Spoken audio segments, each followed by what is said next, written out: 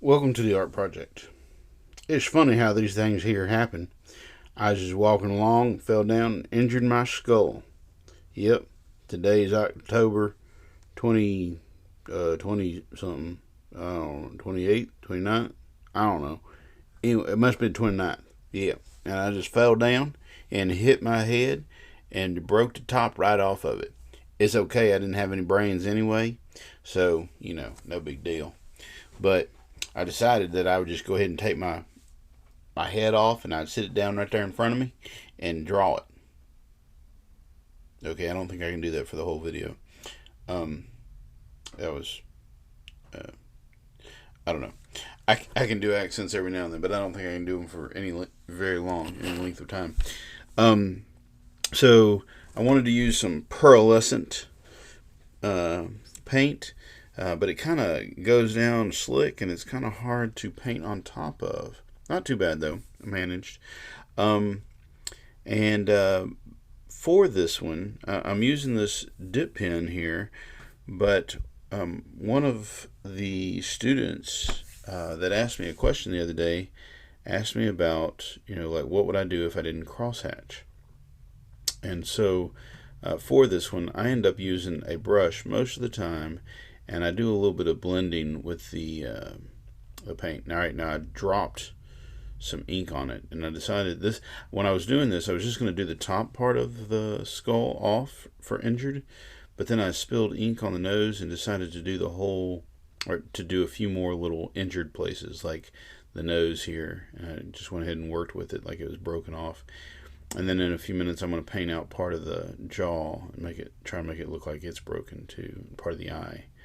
So anyway, I also wanted to add a little bit of red here, but I'm not sure if you can really tell that it's red. Like I put a little drop of red there and I start working it in. Can you tell in the picture that there's a little coating of red there? I don't know. Um, I also wanted to lighten it up a little bit. I kind of felt like it was too dark on the inside, so I used a paintbrush and my finger to kind of blend some white in.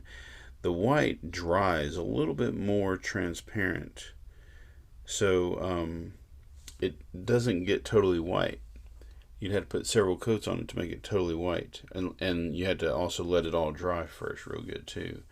So I just broke a little bit of the eye part off there, the cheekbone, and a little bit of the bottom of the jaw, and took a little nib and drew in some highlights, and I don't know. Anyway, Inktober is almost over, and just got one.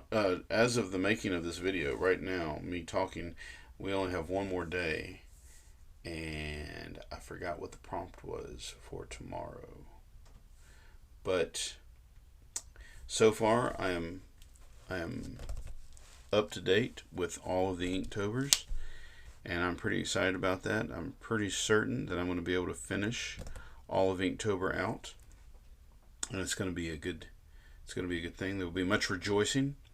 I plan on doing a couple of post Inktober videos. So here I am. I'm blending some of the black and the white together. I really needed a tray where I could mix some paint, but I didn't have one handy, so I just kind of mixed it on the paper down there, and I gave it a little shadow.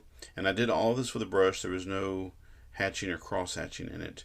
And then I used the black 3.0 to make the background nice and dark.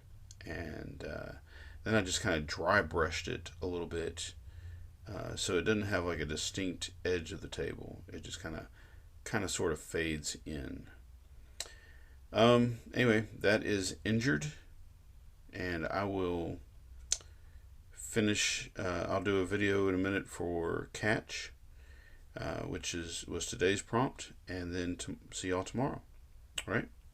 So that's it for Inktober. Almost. Don't forget to like, subscribe, comment down below, and go make some art.